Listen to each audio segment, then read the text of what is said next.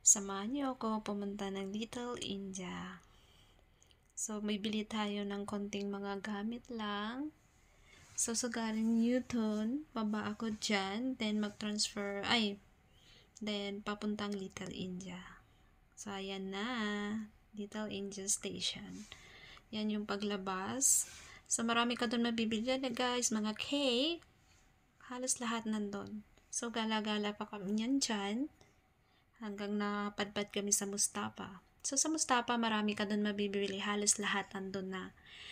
Watches, dress, clothing, anything. Basta, lahat ng gamit meron. So, ayan naman, sa yan, tiyanggi-tiyanggi sa labas. So, pumasok lang kami kasi natanaw namin ang colorful.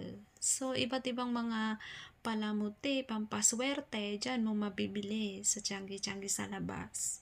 So, ang gaganda nila guys, ang colorful.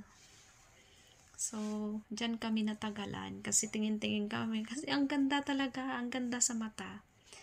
So, sa mga gustong makamura, try nyo pumunta ng Little India.